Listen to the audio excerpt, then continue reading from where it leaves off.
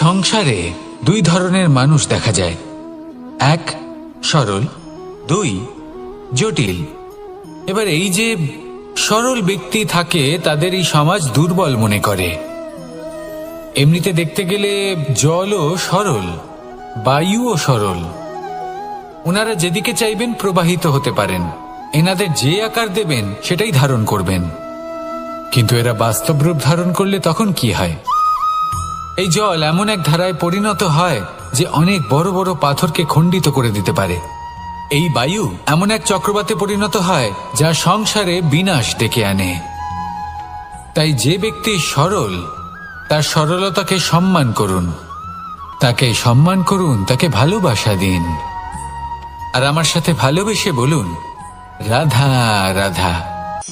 খেলা খেলতে কে না ভালোবাসেন? আমরা প্রত্যেকেই যখন সময় পাই, সুযোগ পাই, তখনই আমরা কোনো খেলা খেলি। খেলার সময় দুই ধরনের মানুষ ওখানে থাকেন, এক যারা অংশগ্রহণ করেন, আর দুই যারা দেখতে থাকেন, যারা দর্শক হয়ে দেখেন, যারা নিজের পক্ষের বিজয়ের ফলে উচ্ছ্বসিত হয়ে থাকেন, পরাজয়ের ফলে শোক পালন করেন, পরামর্শ দিয়ে থাকেন। আর বিজয়ী কে হন? বিজয়ী তিনি হন যিনি অংশগ্রহণ করেন। নির্বাচন আপনাকে করতে হবে, আপনি কি করতে চান? আপনি কি খেলোয়াড় হতে চান, নাকি আপনি দর্শক হতে চান? যদি আপনি বিজয়ের আনন্দ লাভ করতে চান, সেই রোমাঞ্চ অনুভব করতে চান, তাহলে খেলতে হবে। ময়দানে আপনাকে নামতেই হবে। পরাজয়ের সম্ভাবনার ভয়ের সাথে আপনাকে লড়াই করতেই হবে। বিপক্ষের আহ্বানকে স্বীকার করতেই হবে, খেলোয়াড় হয়ে উঠতে হবে। তবেই এই বিজয়ের সম্ভাবনা থাকবে। আসলে কি, দর্শক হয়ে পরামর্শ দেওয়া অত্যন্ত সহজ, ময়দানে নেমে অংশগ্রহণ করা অত্যন্ত কঠিন। আর এখানে যেটা সহজ তা আপনাকে বিজয়ের পথে কখনোই নিয়ে যাবে না। আসুন আমার সাথে ভালোবেসে বলুন, রাধা রাধা। এই সংসারে মানুষ জন্মগ্রহণ করেন, বড় হতে থাকেন, পুরুষার্থ লাভ করেন, অর্জন করেন। অর্জন করা আসলে কি? বেশিরভাগ মানুষ বলেন অর্জন করা অর্থাৎ ধন সম্পত্তি অর্জন করা। আর কি অর্জন করা যায়? আর কি লাভ করা যায়? আসল প্রশ্ন হলো এটাই যে কি এমন আছে যা বাস্তব রূপে অর্জন করার যোগ্য। তা হলো ব্যবহার, জ্ঞান এবং সন্তোষ। কেন? কারণ আপনি যখন এই সংসার ছেড়ে চলে যাবেন, তখন আপনার ধন সম্পত্তি আপনাকে বিদায় জানাতে আসবে না। আপনাকে বিদায় জানাতে আসবে আপনার আপনজন, যাদের সাথে আপনার সুসম্পর্ক ছিল। সমগ্র সংসারে সহস্র মানুষ ধন অর্জন করে থাকেন। শ্রেষ্ঠ মানুষ হলেন তিনি যিনি ব্যবহার, জ্ঞান এবং সন্তোষ অর্জন করে থাকেন, একে সকলের মধ্যে বিতরণ করেন। তাই এটাই করুন, আর আমার সাথে ভালোবেসে বলুন, রাধা রাধা। এই সংসারের আরম্ভ থেকে এখনো পর্যন্ত এবং ভবিষ্যতেও একটা যুদ্ধ আছে যা হয়ে চলেছে, চলতেই থাকবে। পাপ এবং পুণ্যের মধ্যে যুদ্ধ, সত্য এবং অসত্যের মধ্যে যুদ্ধ। এই যুদ্ধ চলেই আসছে। আর এই যুদ্ধে যারা লড়েন তাদের আমরা সবসময় জয় জয়কার করি। আর যারা এই জয় জয়কার করেন তাদের প্রত্যেকের একটা বিশেষ গুরুত্ব থাকে। যখনই কোনো যোদ্ধা যুদ্ধক্ষেত্রে ক্লান্ত হয়ে পড়ে, শক্তিহীন হয়ে পড়ে, তখন এরা জয় জয়কার করে, শঙ্খ বাজাতে থাকে। সেই যোদ্ধাকে অনুপ্রেরিত করে, শক্তি এবং সাহসে ভরিয়ে তোলে। আর তখন সেই যোদ্ধা সেই যুদ্ধকে এগিয়ে নিয়ে যেতে পারে। যখন শ্রীরাম লঙ্কা যাত্রা করার জন্য সেতু তৈরি করছিলেন, তখন একটা ছোট্ট মিষ্টি কাঠবিড়ালি নিজের মুখে মাটির টুকরো বয়ে নিয়ে গিয়ে তার সাধ্যমতো তাকে সাহায্য করছিল। শ্রীরাম দেখলেন এবং বললেন যে ও তো সবার মনোবল বৃদ্ধি করছে, সবাইকে প্রেরিত করছে। ও বলল যে আমি এত ছোট হয়েও যদি এই কাজ করতে পারি, তাহলে আপনারা সবাই কেন পারবেন না? এটাই হলো সেই সকলের মাহাত্ম্য, যারা জয় জয়কার করেন, অনুপ্রেরিত করেন, সাহস যোগান। ওনারা সেই ব্যক্তি যারা একজন যোদ্ধার মধ্যে যুদ্ধকে জয় করার শক্তি প্রদান করেন। আসুন আমার সাথে ভালোবেসে বলুন, রাধা রাধা। সংসারে আমাদের জীবনে যখন কোনো সুখ বা দুঃখ আসে, তার জন্য আমরা কাউকে না কাউকে অবশ্যই দায়ী করে থাকি, তাই না? এই ব্যক্তি আমাদের সাথে এরকম কাজ করেছেন, তাই আমার সাথে এমন হলো। ওই ব্যক্তি যদি এমনটা না করতেন, তাহলে আজ আমি ওই স্থানে পৌঁছতে পারতাম। সবই আপনার দৃষ্টিভঙ্গির ওপর নির্ভরশীল, আর যদি আপনার দৃষ্টিভঙ্গি এমন হয়, তাহলে তা অনুচিত। সত্যি কথা বলতে, এই সংসারে ভিন্ন ভিন্ন ধরনের মানুষ আছে। এটা আপনার উপর নির্ভর করছে কিভাবে তাদের স্বাগত জানাবেন। একবার ভাবুন, আমি আমার দুটো হাত সামনে নিয়ে এলাম, দুটো মুঠো খুলে দিলাম। দুই প্রকারের মানুষ আসবেন, কিছু না কিছু দিয়ে যাবেন। এই মুঠো যদি আমি বন্ধ করে দিই, তাহলে না কেউ আমাকে কিছু দিতে পারবে, না আমার কিছু যাবে আসবে। নিশ্চয়ই বুঝতে পারছেন এই দুই ধরনের ব্যক্তি কারা এবং তারা কি দিয়ে যান। আমি যদি নিজের মুঠো খুলে দিই, তাহলে কিছু ভালো মানুষ আসবেন, আমাকে আনন্দ, সন্তুষ্টি, জ্ঞান প্রদান করে যাবেন, ভালো অভিজ্ঞতা দিয়ে যাবেন। কোনো খারাপ ব্যক্তি যদি আসেন, তাহলে তিনিও খারাপ অভিজ্ঞতা দেবেন, যার থেকে আমি শিক্ষা লাভ করব। এই সব কিছু আমি লাভ করতে পারি। মুঠো যদি বন্ধ করে রাখি, তাহলে আমি কিছুই পাবো না। দেখুন, এই সংসারে প্রত্যেকের জীবনে এইরকম। প্রত্যেকের জীবনে সবকিছুই আছে, ভালো খারাপ দুই মানুষই আছে। ভালো অভিজ্ঞতা আছে, খারাপ অভিজ্ঞতা আছে। নির্ভর করছে আপনার উপর যে আপনি কি করবেন। এনাদের স্বাগত কিভাবে জানাবেন, কার থেকে কি বুঝবেন, কি শিখতে পারবেন, আর কোন দৃষ্টিভঙ্গি নিয়ে অগ্রসর হবেন। এটাই নির্ধারণ করবে যে আপনার জীবন কেমন হবে। আসুন আমার সাথে ভালোবেসে বলুন, রাধা রাধা। এটা হলো একটা সাদা পাতা। এবার এতে আমি যাই লিখব, সেটাই এর অস্তিত্ব হবে। এতে আমি প্রেমের কিছু কথা লিখে একে প্রেম পত্র বানিয়ে তুলতে পারি। মাতা পিতার জন্য একটা শুভ সংবাদ লিখতে পারি। শত্রুর বিষয়ে সতর্ক করব বলে সেনাকে একটা সংবাদ লিখতে পারি। দ্বারকাবাসীর জন্য কোনো সংবাদ পাঠাতে পারি। যাই লিখব, এই পত্র সেটাই হয়ে উঠবে। সেই রকমই হলো আমাদের জীবন।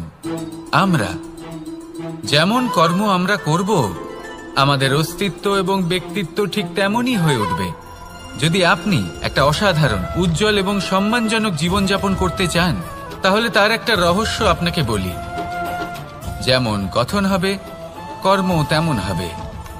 অর্থাৎ যতটুকু বলেছেন ততটুকুই করুন, আর যতটুকু করেছেন ততটুকুই বলুন। এই একটা নিয়ম যদি আপনারা পালন করেন, তাহলে এই সংসারের সমস্ত পণ্ডিত আপনাকে অবশ্যই সম্মান করবেন। তাহলে এটাই করুন, আর আমার সাথে ভালোবেসে বলুন, রাধা রাধা। কখনো কোনো পাখিকে দেখেছেন?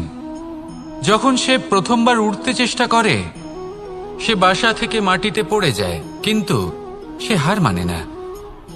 চেষ্টা করতে থাকে, করতেই থাকে, ডানা ঝাপটাতে থাকে, আর তারপর সে উড়তে শেখে। গোল শালগ্রাম শিলাকে দেখুন, পর্বত থেকে খসে পড়ে, ধাক্কা খায়, জলের প্রবাহ দ্বারা ঘর্ষিত হয়, তারপরে তা শালগ্রামে পরিণত হয়। ভেবে দেখুন, যদি কোনো পাখি প্রথমবার উড়তে গিয়ে এটা ভাবে যে না না, যদি আমি পড়ে যাই তবে, আমার যদি আঘাত লাগে তবে, আর যদি ভয়ের কারণে সে শুরুই না করতে পারে, চেষ্টাই না করে, তাহলে কি সে উড়তে শিখবে? কখনোই নয়। এটাই আমাদের শিখতে হবে, প্রারম্ভ করতে হবে। তা অত্যন্ত গুরুত্বপূর্ণ। যখন আমরা কিছু শুরু করি তখন ভয় করে, কিন্তু যদি এটা না করেন, জীবনে কখনো সামনে এগোতেই পারবেন না। হতেই পারে প্রারম্ভ করার পরে আপনি পড়ে যাবেন, বারবার নিচে পড়ে যাবেন, কিন্তু যদি নিরন্তর চেষ্টা করতে থাকেন, তাহলে একদিন না একদিন আপনি অবশ্যই সফল হবেন। এই শুরু করাটাই সব থেকে বেশি কঠিন। এর দ্বারা ভয়ভীত হবেন না। আসুন আর আমার সাথে ভালোবেসে বলুন, রাধা রাধা। যদি আমি আমার চোখ বেঁধে কোনো একটা নির্দিষ্ট দিকে নিজের সমস্ত শক্তি প্রয়োগ করে ছুটে যাই, তাহলে কি হবে? আমি কোথাও ধাক্কা খেতে পারি, নিজের ক্ষতি করতে পারি, কোথাও পড়ে যেতে পারি, তাই না? অর্থাৎ এটা নিশ্চিত এই কাজ আমার করা উচিত নয়। কিন্তু আজকের দিনে প্রত্যেকটা মানুষ এই কাজই করছেন, তাই না? কোনো কাজ করার পূর্বে সেই কাজের বিষয়ে সম্পূর্ণ তথ্য কোথায় সংগ্রহ করছেন? শুধু এটুকু জানেন যে এই কাজটা করলে কত ধন অর্জন করবেন আর কত নাম হবে, আর ব্যাস সামনে এগিয়ে যান। এটা উচিত নয়। পূর্ণরূপে যে কোনো কাজ করার আগেই সেই কাজের বিশ্লেষণ করে নেওয়া উচিত, তা বুঝে নেওয়া উচিত এবং সেই বিষয়ে অবশ্যই খেয়াল রাখা উচিত যে আপনার শরীর এবং আপনার মন এই কাজ করার জন্য কি প্রস্তুত রয়েছে। যদি তা না হয় তাহলে প্রথমে নিজেকে শুধরে নিন, তারপরে সেই কাজ করুন। যদি এইভাবে জীবনে সামনে এগোন তাহলে সাফল্যের সম্ভাবনা জীবনে অনেক বেশি বেড়ে যাবে।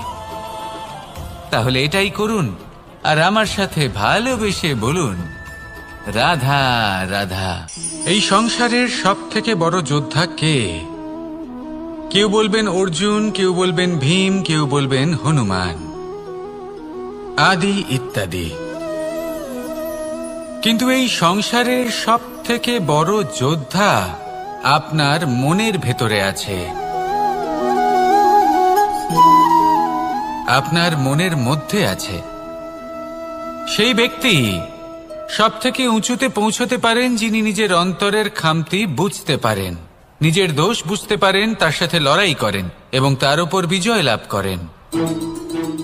যে ব্যক্তি এটা শিখতে পারেন, যে ব্যক্তি এটার উপর জয়লাভ করতে পারেন, তিনি হলেন সব থেকে বেশি শক্তিশালী, সব থেকে বেশি বীর এবং সব থেকে বেশি পরাক্রমী ব্যক্তি। আমরা সকলে এই সংসারকে পাল্টাতে চাই। তার জন্য প্রথম পদক্ষেপ আপনাকে নিতে হবে, নিজেকে দোষমুক্ত করতে হবে। যদি মানুষ নিজের অন্তরের দোষ বুঝতে পারেন এবং নিজেকে দোষমুক্ত করতে পারেন তাহলে এই সংসার নিজে থেকেই দোষমুক্ত হয়ে যাবে, তাই না? তাহলে নিজেকে দোষমুক্ত করুন আর আমার সাথে ভালোবেসে বলুন, রাধা রাধা। মানুষের জীবন সবসময় ন্যায় আর অন্যায়ের মাঝে ঘুরপাক খেতে থাকে। প্রত্যেক মানুষের মনে হয় কোথাও না কোথাও তার সাথে অন্যায় হচ্ছে। কেউ বলেন যে ভাগ্য আমার সাথে অন্যায় করেছে, কেউ আবার বলেন এই সংসার আমার সাথে অন্যায় করেছে। আর প্রত্যেকেই ন্যায় বিচার চাইতে বৈঠক দাবি করে বসেন। কখনো এই বিচার গৃহে যান, আবার কখনো ওই বিচার গৃহে। যদি সত্যি কথা বলি, এই সংসারের সব থেকে বড় বিচার গৃহ আপনার কাছেই রয়েছে, আপনার মন। আপনার মনই হলো সব থেকে বড় বিচার গৃহ। এ খুব ভালো করেই জানে কি শুদ্ধ আবার কি অশুদ্ধ, এর শুভ অশুভর জ্ঞান রয়েছে, এ সব জানে।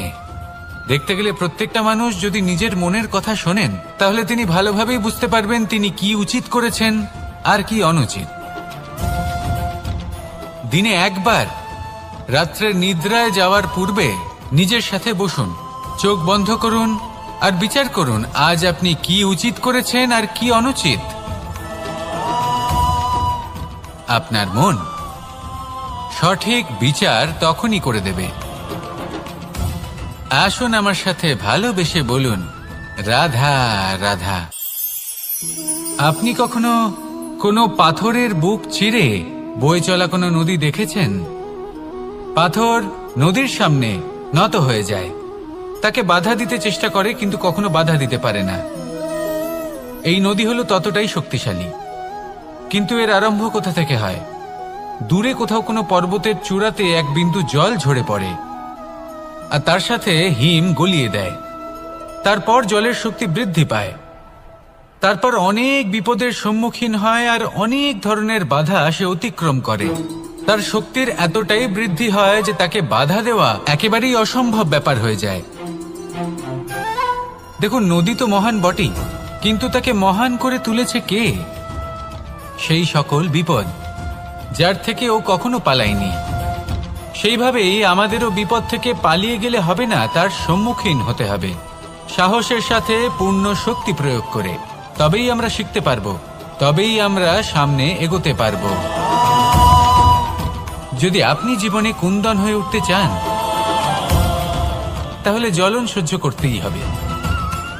আসুন আমার সাথে ভালোবেসে বলুন, রাধা রাধা। এ হলো গোলাপ ফুল। একে আমরা সকলেই চিনি। সমগ্র সংসার ভালোবাসে এই পুষ্পকে। এই ফুল দেখতেও সুন্দর। সব থেকে বেশি গুরুত্বপূর্ণ কথা হলো এর সুগন্ধ। যা দূর দূরান্ত থেকে ব্যক্তিদেরকে আকৃষ্ট করে। এই সুন্দর পুষ্প একটু মন দিয়ে দেখলেই দেখা যায় এর নিচে কাঁটা রয়েছে। এই সংসার বলে, এ প্রকৃতির কেমন রচনা, এত কোমল পুষ্প, এটা কি তীক্ষ্ণ কাঁটা সহ প্রস্ফুটিত হয়? এটাই হলো জীবনের সত্য। আমাদের অন্তরের সদ্গুণ, সেগুলিও এই ফুলের মতোই সুন্দর। সংসার এর সৌন্দর্য দেখতে পায়, এর সুগন্ধ চতুর্দিকে ছড়িয়ে পড়ে। কিন্তু এই সদ্গুণ জাগ্রত করে তোলার জন্য কঠোর পরিশ্রম করতে হয়, প্রতিনিয়ত চেষ্টা করে যেতে হয়। তাই জন্য যদি আপনি জানেন আপনার পথ উচিত কিন্তু তা কাঁটায় পরিপূর্ণ, তাহলে থামবেন না, চলতে থাকুন। একবার যদি অন্তরের সদ্গুণ জাগ্রত হয়, তাহলে এই সংসার এই সৌন্দর্য দেখবে আর সুগন্ধে আকর্ষিত হয়ে আপনার কাছে আসবে। এই মন, এই জীবন প্রসন্ন হয়ে বলবে, রাধা রাধা। মোহনের বাঁশির এই সুর, এই সঙ্গীত কার না পছন্দ হয়, সবারই খুব ভালো লাগে। এবার এই সুর আসে কোথা থেকে?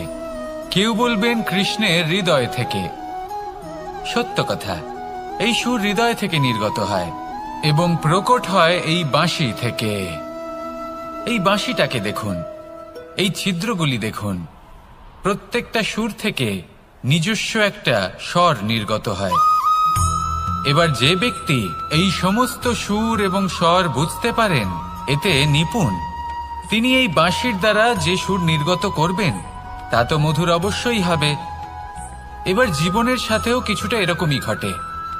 জীবনের কিছু নীতি থাকে, অর্থ, কুটুম্ব এবং আধ্যাত্মিক। যদি জীবনের প্রত্যেকটা মুহূর্ত সুখময় হয় এরকম আপনি চান, তাহলে এই তিনটি নীতিতে আপনাকে নিপুণ হতে হবে। কোনো একটি বিশেষ নীতির প্রতি যদি আপনি বেশি ঝুঁকে পড়েন, তাহলে বাকি দুই নীতি থেকে যা সুখ লাভ করা সম্ভব তা পারবেন না। ধন অর্জন করতে হবে পরিবারের জন্য, পরিবারের সুখ মনের শান্তির জন্য, মনে শান্তির প্রয়োজন মনের শুদ্ধতার জন্য।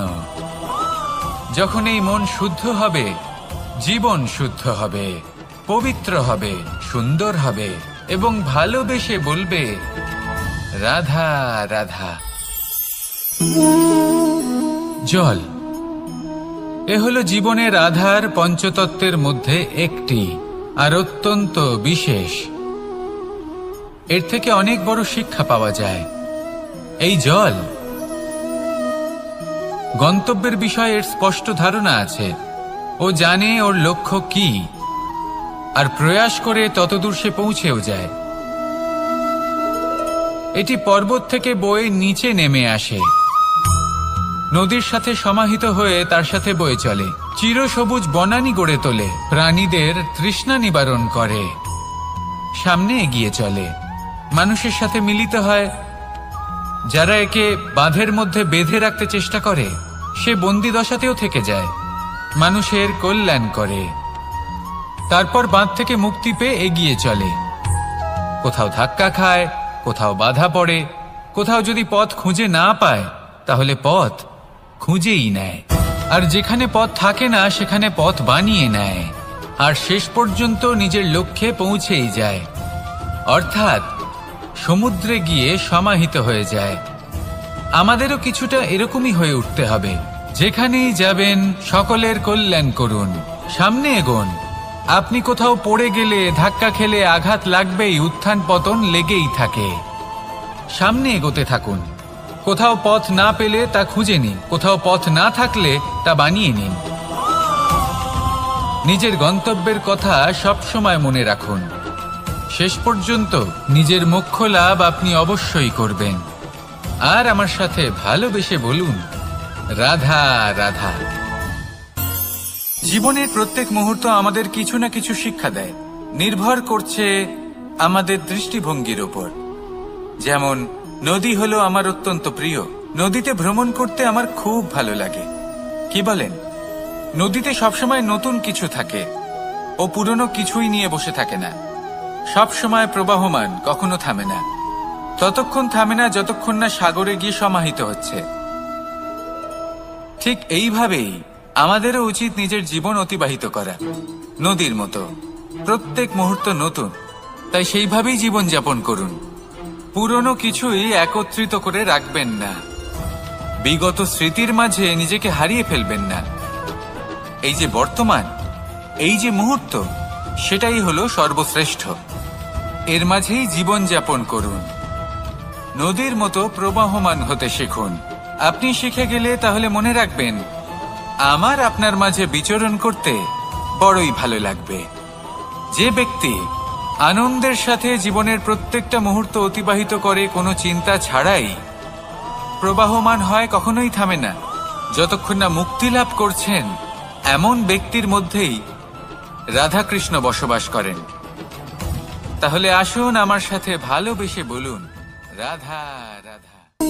আমাদের জীবনে গুরুজনেরা, জ্ঞানী মানুষজন সবসময় একটা কথা বলেন, ধৈর্য ধরো। শুধুমাত্র দুটো শব্দ, কিন্তু কতটা বিশাল সেটা বোঝার চেষ্টা করুন। ছোট একটা অস্ত্র হাতে নিন এবং একটা বিশাল পর্বতে নিরন্তর প্রহার করতে থাকুন। ধৈর্য ধরে সেই কাজ করতে থাকুন। এমন একদিন আসবে, এই বিশাল পর্বতে আপনি একটা পথ তৈরি করবেন। কোনো ধনুর্ধর যখন নিজের বিদ্যা অর্জন করেন, তখন তাকেও ধৈর্য ধরতে হয়, তার নিজেকে সময় দিতে হয়, তবেই সে ধনুর্বিদ্যা শিখতে পারে। সেইভাবে আমাদের জীবনেও ধৈর্য ধরার খুব প্রয়োজন। পরিবারে ধৈর্য রাখতে পারলে তাহলে আস্তে আস্তে দেখবেন প্রেম বৃদ্ধি পাচ্ছে। সমাজে যদি ধৈর্য রাখতে পারেন, তাহলে আস্তে আস্তে এই সমাজ আপনাকে সম্মান করবে। যদি নিজের জীবনে ধৈর্য রাখতে পারেন, তাহলে নিজে থেকেই আত্মবিশ্বাস বাড়বে, নিজের বিকাশ হবে। জীবনে সবই সম্ভব যদি ধৈর্য রাখতে পারেন। হয়তো আস্তে আস্তে হবে, কিন্তু হবে অবশ্যই। শুধু ধৈর্য রাখুন, কারণ ধৈর্যই সব থেকে বড় পুঁজি। আসুন আর আমার সাথে ভালোবেসে বলুন, রাধা রাধা। আমাদের জীবনে যখনই আমরা কোনো বড় দায়িত্বের সম্মুখীন হই, তখন আমরা তার থেকে দূরে পালাই, আর এই অজুহাত দিই যে না না, এত বেশি ভার বহন করার যোগ্যতা আমার নেই, আমি করতেই পারবো না।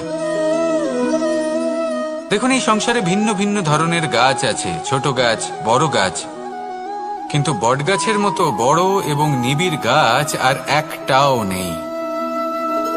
সে নিঃস্বার্থভাবে এই সংসারকে সেবা করে যায়, ছায়া প্রদান করে, শীতলতা প্রদান করে। আর যখন এমন সময় আসে যখন তার ওপর বোঝা অত্যন্ত বেড়ে যায়, সে কিন্তু কোনোভাবেই ভেঙে পড়ে না। তখন সে নিজের নিঃস্বার্থ কর্মের ফল লাভ করে, সেই নিঃস্বার্থ কর্ম যা সে করেছে। তার দেহ থেকে ছোট ছোট ঝুড়ি বার হয় এবং তা কাণ্ডের আকার ধারণ করে। সেই কাণ্ড মাটির কাছে পৌঁছয় এবং তারপর তা বটগাছের সহায়ক হয়ে ওঠে। সে ভেঙে পড়ে যায় না। এইভাবে আপনিও জীবনে নিঃস্বার্থভাবে সবার সেবা করুন, ভালোবাসুন, সবাইকে সাহায্য করুন। যেদিন আপনার ওপর বোঝা অত্যন্ত বেড়ে যাবে, সেদিন এই সব মানুষ আপনাকে সাহায্য করার জন্য আসবেন, আপনার শক্তি হয়ে উঠবেন, আর আপনি বটগাছের মতোই মহান এবং বিশাল হয়ে উঠবেন। আসুন আর আমার সাথে ভালোবেসে বলুন, রাধা রাধা। একটা শব্দ আছে, পরিস্থিতি। অনেক মানুষের মুখে আমরা এই শব্দ শুনি। জীবনে যখন অসফল হই, দুঃখ আসে, সংকট আসে, কোনো বিপদ ঘনিয়ে আসে, তখন সমস্ত দোষ আমরা পরিস্থিতির ওপর চাপিয়ে দিই। আর দেখতে গেলে কোথাও না কোথাও ঠিকই করি। এই পরিস্থিতি প্রত্যেক দিনের মতো পাল্টাতে থাকে, কিন্তু এই দিন, এই রাত, এমন কেউ আছেন যিনি এর ওপরেও নিয়ন্ত্রণ সাধন করেন, আর তিনি হলেন সূর্য। ঠিক সেই রকমই আমাদের জীবনেও সূর্য হলো এই মন। যদি এই মনের উপর আমরা নিয়ন্ত্রণ করতে পারি, তাহলে আমরা জীবনকেও নিয়ন্ত্রণ করতে পারবো। প্রথমে এই মনের রাজা হয়ে উঠতে হবে। তাই মনে রাখবেন, যদি মন দুর্বল হয়, তাহলে পরিস্থিতি আমাদের সমস্যা বলে মনে হবে। এই মন যদি স্থির হয়, পরিস্থিতি প্রতিস্পর্ধা বলে মনে হবে। আর এই মন যদি শক্তিশালী হয়ে ওঠে, তাহলে যে কোনো পরিস্থিতি আপনার কাছে একটা সুযোগ মাত্র, এমন এক সুযোগ যাতে অগ্রসর হয়ে আপনি মহান হয়ে উঠতে পারেন। এই মনের শক্তির বৃদ্ধি ঘটান, মহান হয়ে উঠুন, আর আমার সাথে ভালোবেসে বলুন, রাধা রাধা। খুব সুন্দর একটা কাহিনী আছে। একবার এক ব্যক্তি নিজের অসফলতার জন্য ত্রস্ত হয়ে সময় দেবতার তপস্যা করতে বসলেন। উনি তপস্যা করলেন এবং সময় দেবতা প্রসন্ন হলেন, মানুষের রূপ ধারণ করে ওনার সামনে প্রকট হলেন। এবার সেই ব্যক্তি ওনাকে জিজ্ঞেস করলেন যে কি এমন আছে যার জন্য আপনি বারবার জয়ী হন আর আমি চিরকাল পরাজিত হয়ে থাকি? কেন এত পরিশ্রম করা সত্ত্বেও আমি সাফল্য লাভ করতে পারি না? তখন সময় দেবতা উত্তর দিলেন যে দিন হোক বা রাত, ঝড় হোক বা ভূমিকম্প, রোদ হোক বা বৃষ্টি হোক, সময়ের সূত্রপাত হোক বা প্রলয়, আমি থামি না, আমি চলতেই থাকি। আর সেই জন্য যিনি থেমে যান তিনি পরাজিত হন আর আমি জয়ী হই।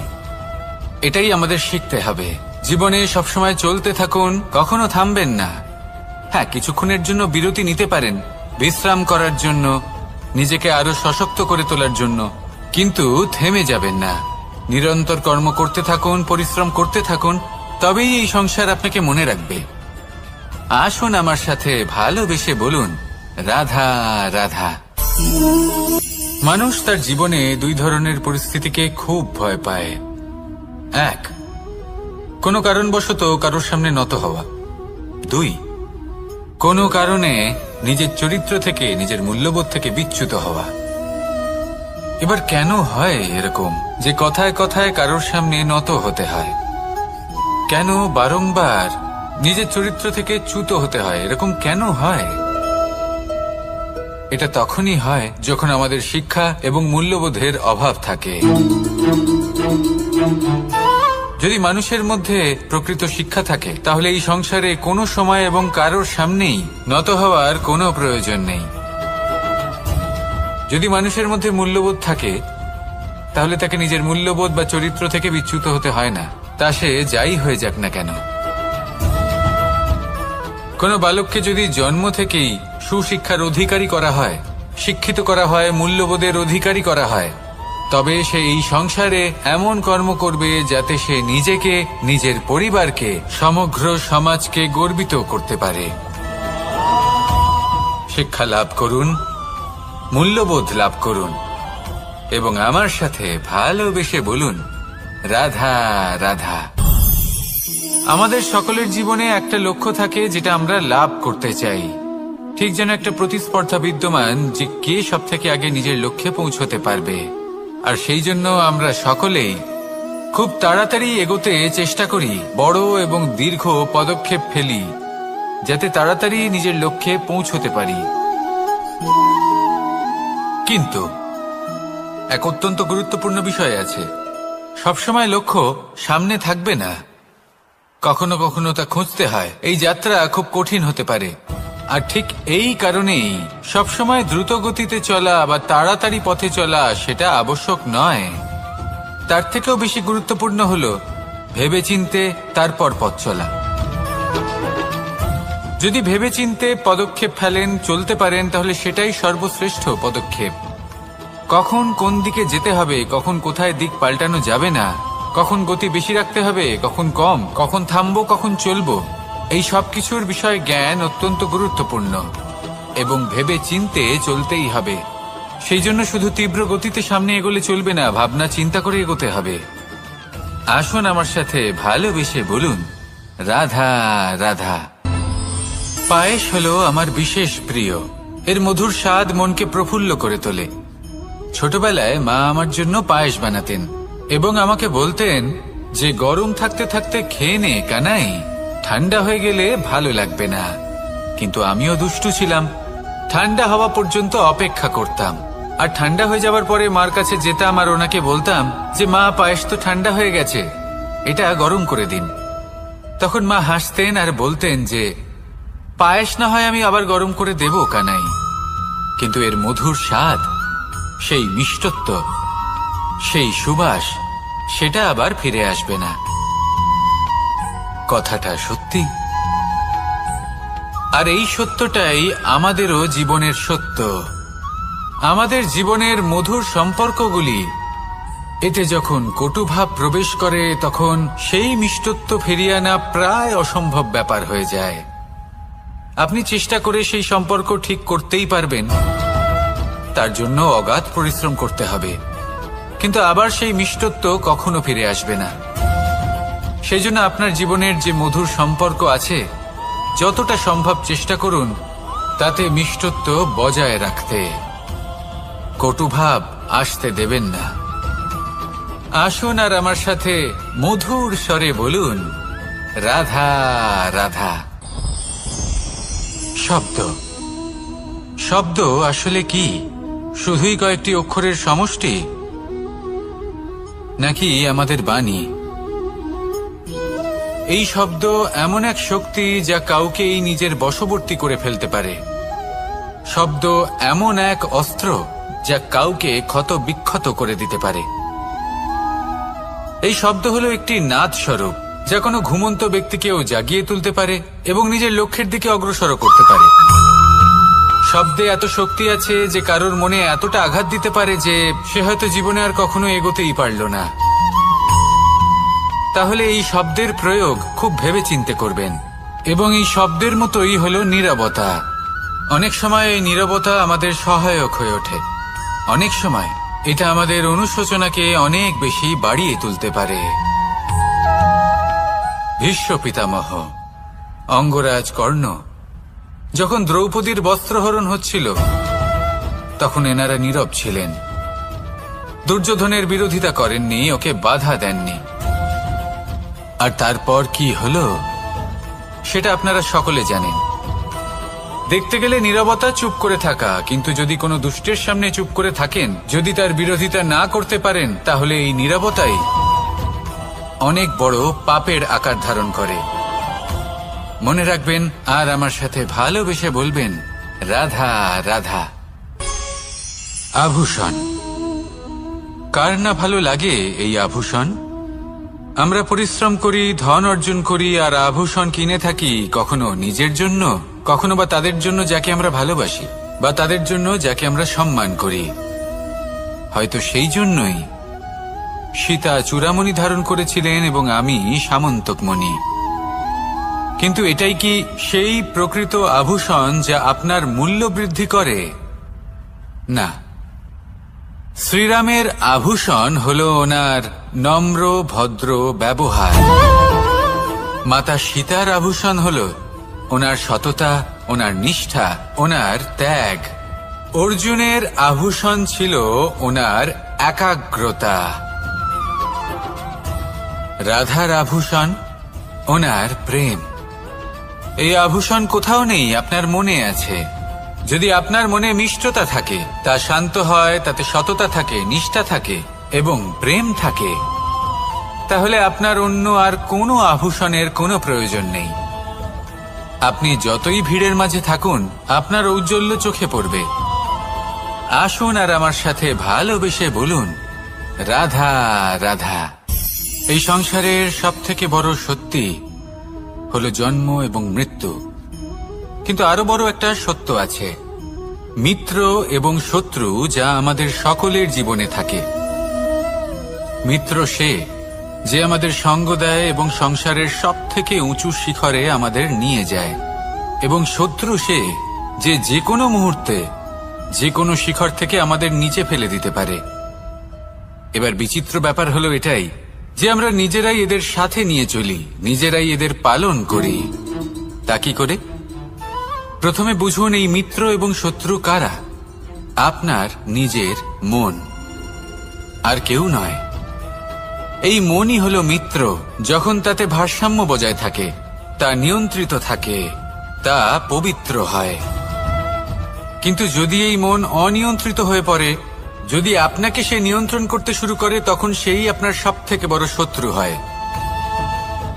সেই জন্য এই মনের ওপর নিয়ন্ত্রণ রাখতে শিখুন, এতে ভারসাম্য বজায় রাখতে শিখুন, তাহলে আপনি এমন এক বন্ধুকে পাবেন যে আপনাকে এই সংসারের শিখরে পৌঁছে দেবে। আসুন আমার সাথে ভালোবেসে বলুন, রাধা রাধা। ঈশ্বর আসলে কে? সংসারের বেশিরভাগ মানুষের কাছে ঈশ্বর হলেন এই সংসারের রচয়িতা, পালনকর্তা। কারোর কাছে উনি জ্ঞাতা, কারোর কাছে উনি হলেন আস্থার প্রতীক, আবার কারোর জন্য শুধুমাত্র অন্ধ বিশ্বাস। কিন্তু এই ঈশ্বর কি কোনো শরীর, নাকি একটা বোধ, নাকি শুধুই শ্রদ্ধা? ঈশ্বর হলেন তিনি যিনি হলেন আপনার ইষ্ট। সেই জন্যই তো গুরু, মাতা, পিতা এনাদেরও ঈশ্বরই বলা হয়েছে। যাদেরকে আমরা ঈশ্বর বলে মনে করি, যারা আমাদের ইষ্ট, তাঁরা আমাদের একটি পথ দেখান, একটি দিকে চালিত করেন। সেই পথে চলে আপনি শুভ কর্ম করতে পারেন। আর যখন কোনো ব্যক্তি তার ঈশ্বরের আদেশ পালন করেন, তখন সে নিজে থেকেই শুভ পথে অগ্রসর হয়ে যান। বেশ কয়েকজন মানুষ ঈশ্বরের ওপর আস্থা রাখেন এবং ভাবেন যে অনুচিত কোনো কাজ করা উচিত নয়, ঈশ্বর দেখছেন। ওনারা ভয় পান যে কোনো অনুচিত কর্ম করলে কে জানে তার পরিণাম কি হবে। এমন অনেক ব্যক্তি রয়েছেন যারা ঈশ্বরকে বিশ্বাস করেন এবং জানেন যে ঈশ্বর তাদেরকে দেখছেন, তাই যে যে শুভ কর্ম ওনারা করেছেন তার ফল তারা অবশ্যই পাবেন। এবার আপনি ভয় পেয়ে ঈশ্বরকে বিশ্বাস করবেন, নাকি বিশ্বাসের দ্বারা ঈশ্বরকে বিশ্বাস করবেন, সেই সিদ্ধান্ত আপনারই। কিন্তু হ্যাঁ, যদি আপনার মনে ঈশ্বরের জন্য কোনো স্থান থাকে, যদি আপনার কোনো ইষ্ট থাকেন, যদি আপনি কাউকে ঈশ্বর মনে করেন, যার প্রত্যেক আদেশ আপনি পালন করে থাকেন, তাহলে বলি, ঈশ্বর কখনো আপনাকে অনুচিত পথে চালিত করবেন না। আসুন আমার সাথে ভালোবেসে বলুন, রাধা রাধা। এই সংসারে ভিন্ন ভিন্ন ধরনের গাছ আছে, অসংখ্য ধরনের প্রজাতি আছে। কিছু গাছ পাতা দিয়ে থাকে, কিছু ফুল, কিছু ফল। কেউ ছায়া প্রদান করে, কেউ শীতলতা প্রদান করে, কেউ নিজেকে খুব কষ্ট দিয়ে এই সংসারের বিকাশে সহায়ক হয়ে ওঠে। কিন্তু এই সবার মধ্যে একটা বিষয় কিন্তু সমান। এরা প্রত্যেকেই পাতা ছাড়া, ফুল ছাড়া, ফল ছাড়া জীবিত থাকতেই পারে, কিন্তু কোনো বৃক্ষই শিকড় ছাড়া বেঁচে থাকতেই পারে না। এটাই হলো রাধার। ঠিক সেইভাবেই আমাদের জীবনে শক্তি হোক, ধন হোক বা সাফল্য হোক, আমাদের বা আমাদের পরিবারের প্রসন্নতাই হোক, এই সব কিছুর আধার হলো, সবকিছুর মূল হলো পরিশ্রম। তাই জীবনে চিরকাল পরিশ্রম করতে থাকুন। যদি আপনি জীবনে মহান হবার পথে অগ্রসর হতে চান, তাহলে পরিশ্রম করুন। এই পরিশ্রম দ্বারাই নিজের পরিবারকে প্রসন্ন করুন, নিজের বন্ধুদের প্রসন্ন করুন, এই সমাজকে গর্বিত করুন। আসুন আমার সাথে ভালোবেসে বলুন, রাধা রাধা। কখনো কোনো বাগানের কোনো বৃক্ষকে দেখেছেন যেখানে সুগন্ধি ফুল থাকে, রসালো ফল থাকে? তখন মন প্রফুল্ল হয়ে ওঠে, মন থেকে সেই বৃক্ষের প্রতি ভালোবাসা জন্মায়। কিন্তু যিনি বাগানের মালিক, শুধুমাত্র তিনিই জানেন যে কিভাবে এই বৃক্ষকে আগলে রাখতে হয়, কিভাবে তার পরিচর্যা করলে এতে সুন্দর সুগন্ধি ফুল হবে, রসালো ফল হবে। কখনো কখনো প্রয়োজনের থেকে বেশি রোদ পেলে এই বৃক্ষগুলি শুকিয়ে যায়, প্রয়োজনের থেকে কম রোদ পেলেও এই বৃক্ষ কিন্তু শুকিয়ে যায়। প্রয়োজনের থেকে কম জল যদি পায়, এই বৃক্ষ শুকিয়ে যেতে পারে। প্রয়োজনের থেকে অতিরিক্ত জল যদি পায়, তখনও এই বৃক্ষের শিকড়গুলি নষ্ট হয়ে যেতে পারে। এবার এটাই কিন্তু আমাদের সংসারের সাথেও হয়। আমাদের সংসারের সকল প্রতিভাশালী ব্যক্তি, যেমন লেখক, বিচারক, প্রবক্তা, যোদ্ধা, এদের সবার ক্ষেত্রে এই কথাটাই প্রযোজ্য। যদি বেশি প্রশংসা করা হয়, তাহলেও এরা হারিয়ে যাবেন। প্রয়োজনের থেকে বেশি যদি নিন্দা করা হয়, তখনও তারা নত হয়ে পড়বেন। তাহলে আপনি এদের রক্ষা করুন এবং নিজেদেরও। মনে রাখবেন একটা কথা,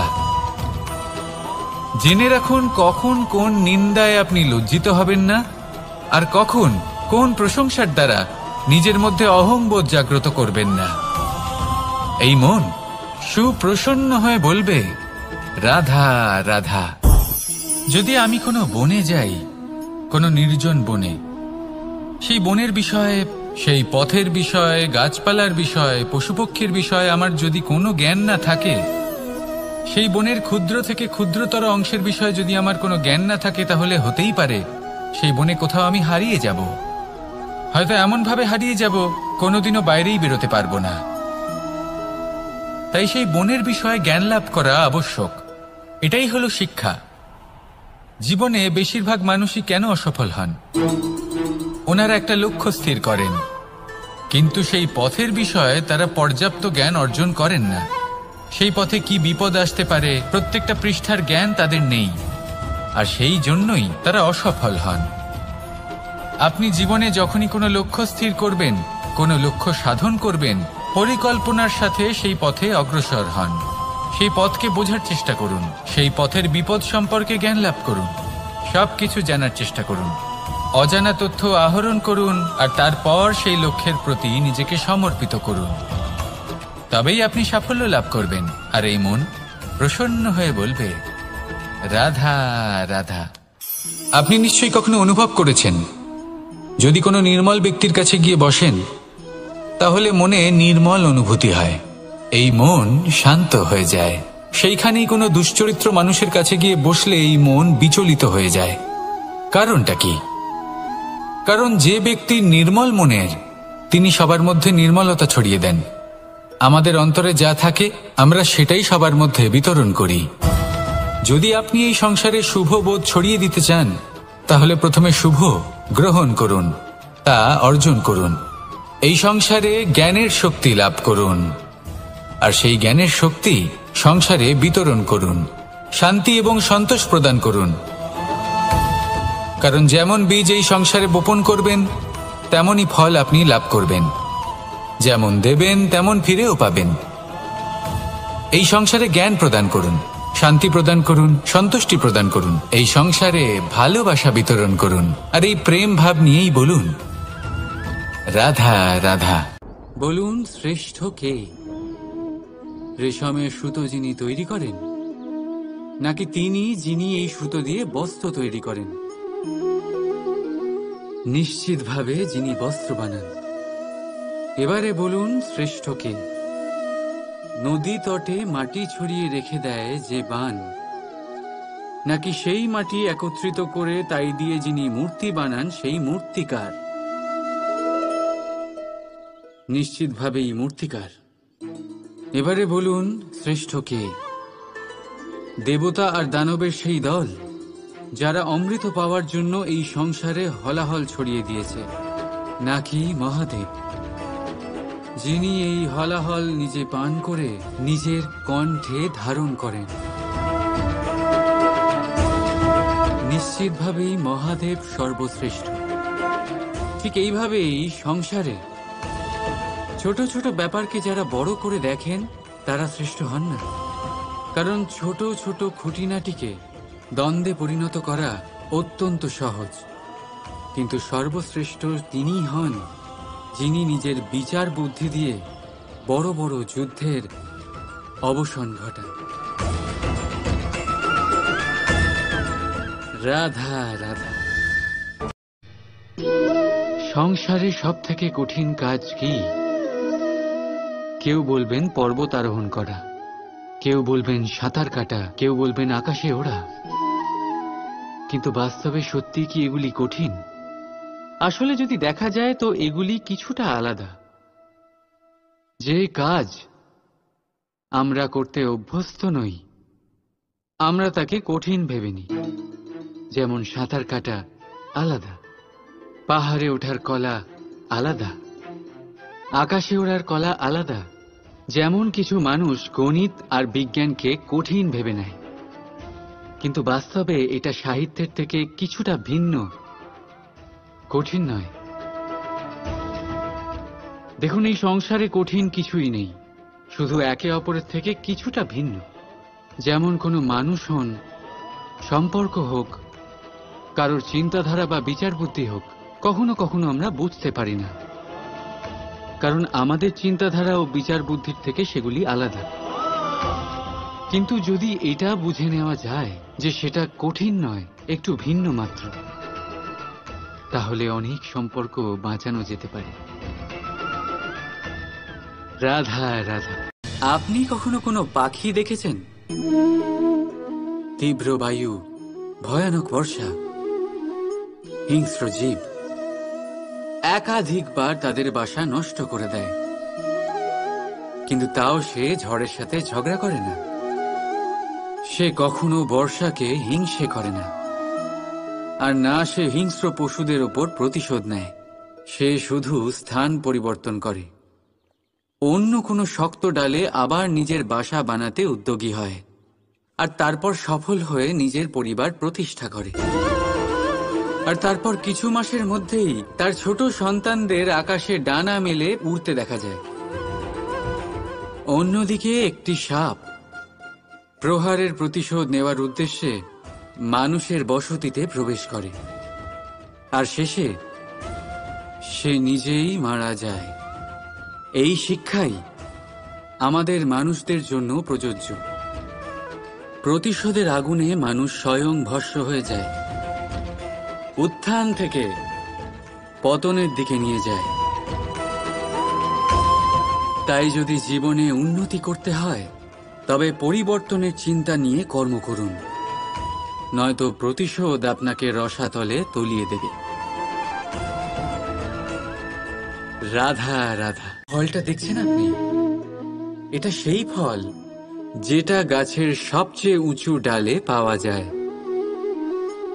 কিন্তু যখন এটা খসে পড়ে তখন এটা আকাশের দিকে যায় না যা ওপরে আছে, সে যায় সেই ভূমির দিকে যে নিচ থেকে তার দিকে তাকিয়ে থাকে। কেন? কারণ এই ফলের নিজের উচ্চতার ধারণা মাটির থেকে নিজের দূরত্ব দেখে হয়। এই ব্যাপারটাই আমাদের মানুষের জন্যও খাটে। যদি আপনি সম্পন্ন হন, তাহলে তাদের সাহায্য অবশ্যই করবেন যাদের সামর্থ্য আপনার থেকে কম, যাদের সাহায্যের অত্যন্ত প্রয়োজন। আপনার সামর্থ্য বেশি কারণ তাদের আপনার থেকে সামর্থ্য কম। দেখুন, জীবনে আনন্দ শুধু বড় হওয়ায় নয়, বরং তাদের সাহায্য করেও আছে যারা কোনো কারণবশত আপনার থেকে নিচে রয়ে গেছেন। আর যখন একটা ফল এই কথাটা বুঝতে পারে, তখন আপনি নয় কেন? রাধা রাধা। সময় বড়ই বিচিত্র অনুভব দেয়। যখন অপেক্ষা করছেন তখন অনেক লম্বা হয়ে যায়। প্রতিটা মুহূর্ত একটা গোটা দিনের মতো মনে হয়। ঠিক সেইভাবেই যদি কোথাও যেতে দেরি হয়, তখন সময় দৌড়তে থাকে।